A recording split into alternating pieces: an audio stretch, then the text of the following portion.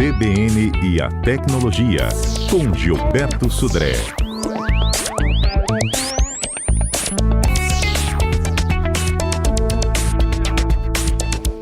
Ei, Sudré, bom dia. Bom dia, Fernanda. Bom dia, ouvintes da CBN. Olha, além das histórias de Copa, das figurinhas, o favoritômetro, né? Favoritrômetro. Meu Deus, não vai sair nunca essa palavra aqui hoje.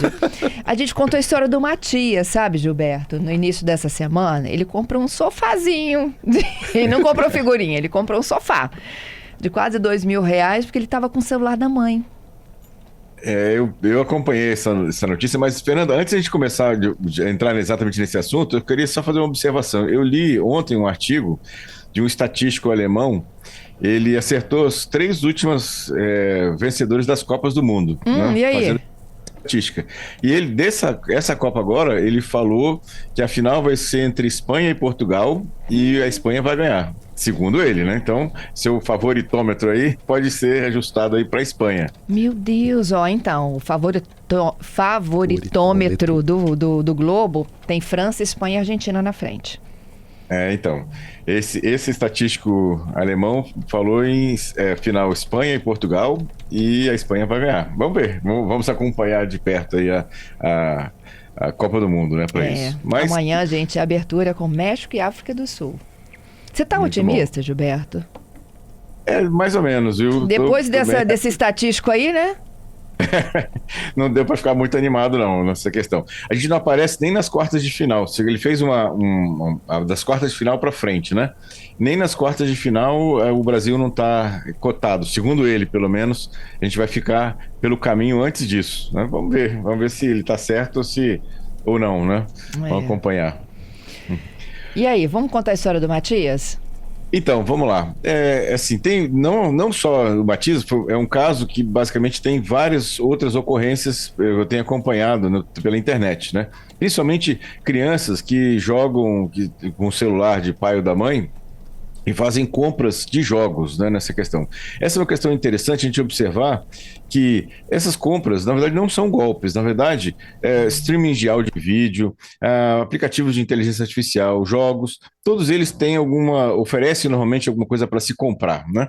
E essa compra, normalmente, é muito fácil. Ou seja, você tem um simples botão lá, normalmente colorido, inclusive, que chama a atenção. A criança não sabe ler, mas a criança olha aquele botão colorido e vai clicar naquilo. Ou então, está fazendo um jogo, aí chega numa situação que ela precisa passar de fase e é oferecido a ela comprar alguns créditos, né? E a gente tem casos aí de relatos de dívidas que chegam a 10 mil, né, 8 mil reais, né, em cartão de crédito de pai ou da mãe, por causa dessas compras, né, que muitas vezes são até inadvertidas ou que não foi nem intencionais nessa questão. Então, essa é uma situação importante, né, e a gente, então, precisa ter esse item.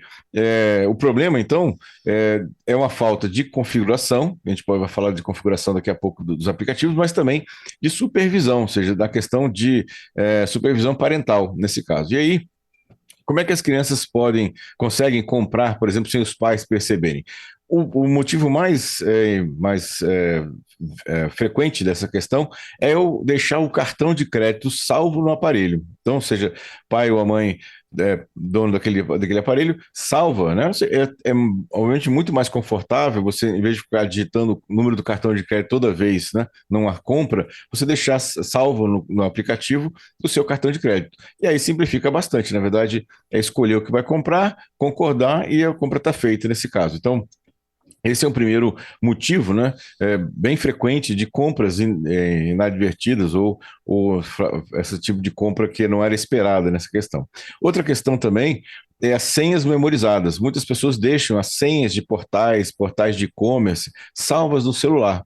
Ou seja, é só clicar no link, vai abrir o portal, já está pronto ali para fazer a compra, nesse caso, nessa questão, né, para isso. E obviamente a falta de controle parental, né? Ou seja, o celular, a criança está usando o celular, tem que ficar do lado observando, né, nessa situação. Ou a criança tem um celular dela, ou um tablet dela, né? E aí nesse tablet não tem cartão de crédito, não tem senha, não tem nenhum tipo de dado armazenado nessa situação, né, para isso. Pode ser aquele celular antigo que alguém já descartou para trocar por um novo, pode ser esse celular que fica, por exemplo, com a criança, nesse caso. Então, é importante lembrar ajudar nessa situação. A gente tem lá, por exemplo, no Android, no Google Play, tem uma opção de você criar uma senha para compras no Google Play, né? Uma contrassenha. Então, na verdade, o Google Play ele consegue abrir, mas na hora que ele vai fazer algum tipo de compra, né, no aplicativo, ele tem uma contrassenha que ele tem que digitar. Se a criança não sabe a contrassenha, não vai conseguir fazer essa questão. E aí tem, inclusive, o próprio Family Link, no caso do Android, né? Que ele qualquer tipo de instalação nova, né, de um aplicativo no aparelho, o pai, a mãe responsável, que tem lá o controle do Family Link, vai conseguir se antecipar e ter que autorizar aquela instalação. Então, ou seja, essa é uma questão interessante. A mesma coisa tem no caso da Apple, tem o tempo de uso, é um aplicativo também que faz as mesmas funções nesse caso. Então, é importante, né, você fazendo um resumo aqui, de não deixar o celular salvo no celular, o cartão de crédito e senhas, observar, né, o controle parental, né, é importante nesse caso, aí, o exemplo do Family Link, do tempo de uso, no caso do iPhone, e também a questão de acompanhar a fatura do cartão de crédito, colocar lá aqueles alertas no cartão de crédito ou na conta corrente. Quando tem alguma transação, você recebe uma mensagem no celular ou no seu smartwatch dizendo que houve uma transação naquele valor, naquele cartão. Então, algumas questões importantes que a gente deve observar para evitar esse tipo de dor de cabeça. Porque pode ser um sofá, mas pode ser um carro também, né? Exatamente, né?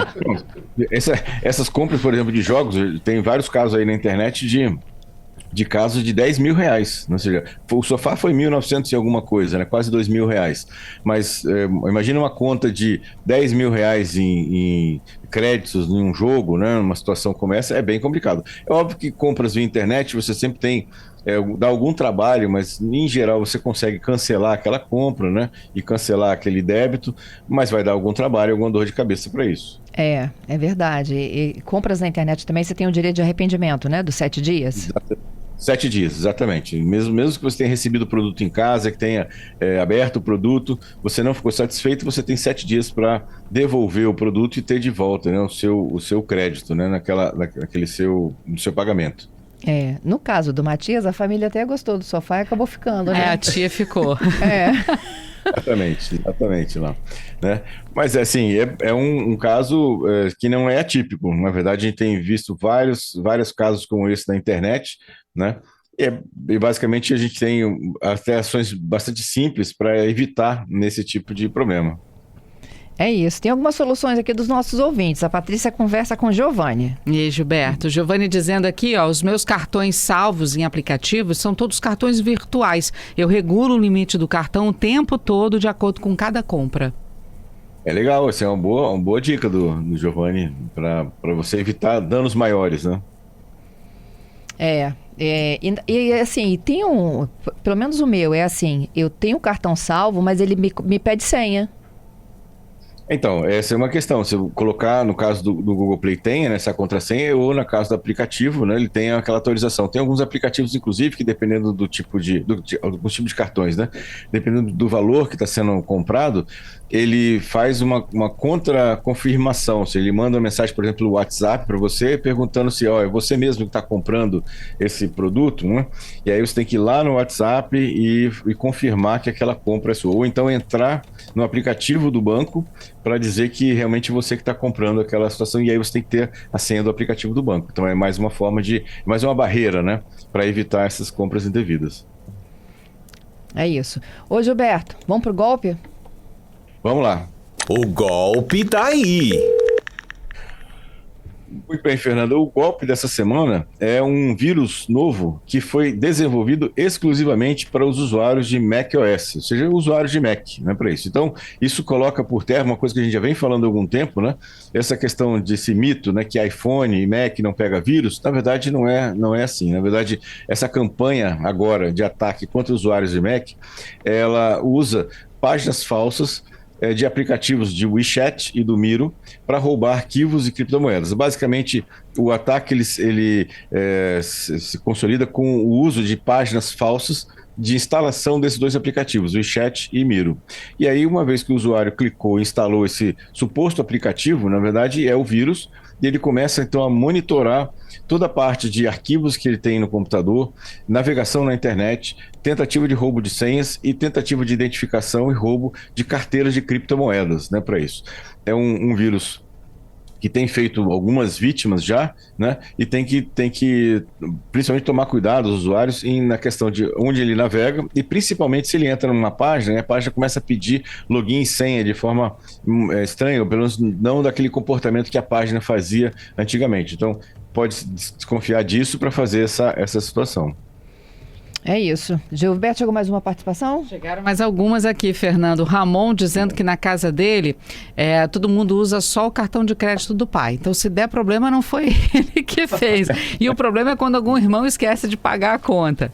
O Lenaldo dizendo que já comprou uma Alexa dormindo. Confirmou tudo dormindo. Foi descobrir no dia seguinte que tinha comprado uma Alexa. Gente, olha, tem uma história de um medicamento, vocês já viram?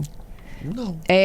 Tem um medicamento, inclusive, que está sob discussão aí nacional, das pessoas que compram coisas depois que tomam o medicamento e não se lembram. Que isso, gente. Não vou nem falar o nome do medicamento aqui, mas eu já li uma reportagem, tipo de... Foi até um apresentador da GNT, que ele falou que ele comprou não sei quantos sacos de areia para colocar onde? Ele mora em apartamento, sabe?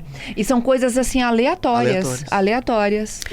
O Claudeni, para encerrar aqui dizendo que o neto de 3 anos de uma amiga dele, por pouco, não comprou uma arma por um aplicativo. Ainda bem que a mãe viu antes e tirou da mão dele. Olha só. Tem um medicamento que provoca isso também, viu, Fernanda? Chama-se álcool. Ah, outro também. Exatamente, viu? Pessoas aí que exageraram na bebida e saem comprando tudo que vê na internet.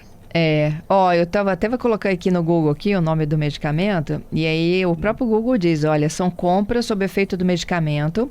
Um jovem gastou R$9.000 em passagens e pacotes turísticos para Buenos Aires. Teve um outro que deu lances reais em um canal de TV e comprou um bezerro. Tá vendo?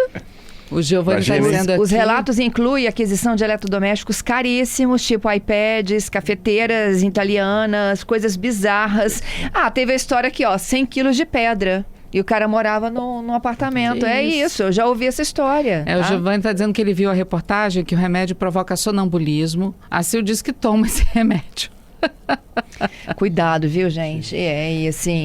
Há uma discussão gravíssima no Brasil para quem faz uso que esteja no ambiente controlado, né?